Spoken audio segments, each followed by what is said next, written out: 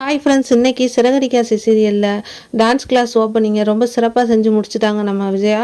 அங்கே வந்து இந்த சுருதி அம்மா என்ன சொல்கிறாங்க, சம்மந்தி நீங்கள் கலைத்துறையில் இவ்வளோ வயசாகி சாதிக்கணும்னு நினைக்கிறீங்க, அதை ரொம்ப நினச்சா ரொம்பவே பெருமையாக இருக்குது சம்மந்தி உங்களை அப்படின்னு சொன்னோன்னே, நீங்கள் ஆடி நான் பார்த்ததே இல்லை, ஒரு டான்ஸ் ஆடி காட்ட முடியுமா எனக்காக அப்படின்னு கேட்டோன்னே, வாங்க எங்கள் வீட்டுக்கு வாங்க, பொழுதனைக்கு இவங்க ஆட்டம் தான் அப்படின்னு சொல்லி முத்து விஜயாவை கலாய்க்கிறாரு. அப்போ இவன் கிடக்குறான், நான் உங்களுக்கு ஆடி காட்டுறேன் சம்மந்தின்னு சொல்லி கெத்தாக நம்ம கலையரசி விஜயா ஆட ஆரம்பிச்சாங்க. அவ்வளவுதான், எல்லாருமே மூக்கு மேல வாய் மேல கையை வச்சுட்டு பேசாம இருக்கிறாங்க, சூப்பரா ஆடுறாங்களேன்னு சொல்லிட்டு. மறுநாள் பார்த்தீங்கன்னா உட்காந்துருக்காங்க டான்ஸ் கிளாஸ் ஓப்பன் பண்ணிட்டு. ஆனால் பார்வதியும் விஜயாவும் தான் பேசிக்கிட்டு டீ கொடுத்துக்கிட்டு, பார்வதியும் டீ கொடுத்துக்கிட்டே இருக்காங்க விஜயாவுக்கு. அவங்களும் குடிச்சிட்டு வாசப்படியை எட்டி எட்டி பார்க்குறாங்க. ஆனால் ஒருத்தரும் வந்த பாட்டை காணோம். தண்ணி வண்டிக்காரன் வரான், மளிகை பொருள் போடுறவன் வரான், ஈபி பில் கட்டுறவன் வரான். ஆனால் வந்து எதுவுமே வரல, யாருமே வரல டான்ஸ் கிளாஸ்க்கு. ரொம்ப வருத்தப்படுறாங்க விஜயா. விஜயா வரட்டும் அப்படின்னு சொல்லி கடைசியில் ஒருத்தன் வரான் பிள்ளைய கூட்டிக்கிட்டு. அவங்களையும் போய் பார்வதி என்ன பண்ணுறாங்க, இங்கெல்லாம் டான்ஸ் கிளாஸ்லாம் ஆரம்பிக்கல அப்படின்னு சொல்லி மற்றவங்க மாதிரி இவரும் ஈபி பில்லு கட்ட வச்சுருவாங்க, மற்ற எவனோ எதுக்கோ வந்திருக்கான்னு நினச்சி அனுப்பிச்சி விட்டுறாங்க. உடனே விஜயா பாய்ஞ்சு போய், ஏங்க நான் தாங்க டான்ஸ் கிளாஸ் நடத்துகிறேன், வாங்க வாங்கன்னு கூப்பிட்றாங்க.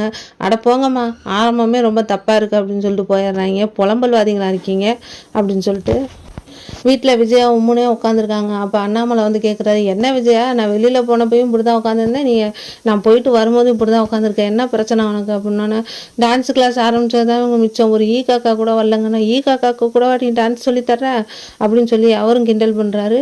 அப்போ முத்து வந்தாலும் சொல்கிறாங்க, எதுக்கு இவங்க இப்படி உட்காந்துருக்காங்க அப்படின்னு சொன்னோன்னே, ஏன்டா டான்ஸு கற்றுக்க ஒருத்த கூட வரலையாண்டா, அதுதான்டா அவள் கவலையாக இருக்கா அப்படின்னு சொன்னா, அப்படியா, இவங்க என்னமோ மாதத்துக்கு 80,000 சம்பாதிக்க போகிறேன், 40 ஸ்டூடெண்ட்டை சேர்க்க போகிறேன்னு சொன்னாங்க, சம்பாதிச்சிட்டாங்களா சேர்த்துட்டாங்களான்னு சொல்லி முத்து கலாய்ச்சிக்கிட்டு இருந்தேன்னா, உனக்கு இப்போ சந்தோஷம் தான்டா, உனக்கும் பொண்டாட்டிக்கும் குழுக்குழுன்னு இருக்குமே அப்படின்னு சொல்லிட்டு விஜய் எழுந்திரிச்சு போயிடுறாங்க. மீனா வருத்தப்பட்டுக்கிட்டு இருக்காங்க உள்ளே போய். அத்தை வாங்க சாப்பிடணுன்னே, ஆமாம் சாப்பாட்டை நீனே கொட்டிக்கடி, நீ தானே ஆரம்பித்து வச்ச, எண்ணெயை ஊற்றி திரியை போட்டு வச்சேன்னு சொன்னில்ல, விளங்கிருச்சு போ ஒன்னாட்டமே அப்படின்னு சொல்லிட்டு போயிடுறாங்க.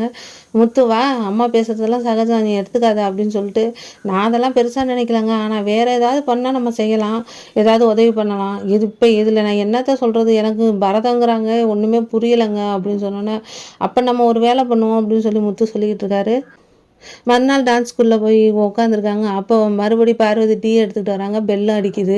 உடனே என்ன சொல்கிறாங்க, எவனை வந்தாலும் சரி நீ வாயை திறக்காத, ஃபஸ்ட்டு அவங்க சொல்லி பார்க்கட்டும், எதாக இருந்தாலும் சொல்லட்டும், நம்ம கேட்டுக்குவோம், அப்புறம் கேட்டுக்கலாம் அப்படின்னு சொல்லி சொன்னோன்னே, சரி விஜயா நான் போய் பார்க்குறேன்னு சொல்லிட்டு ஓப்பன் பண்ணுறேன். அங்கே போனால் முத்துவும் மீனாவும் நின்றுக்கிட்டு இருக்காங்க, தாம்பூலத்தட்டோட வந்து நாங்கள் டான்ஸ் கிளாஸ்க்கு வந்திருக்கோம்னு.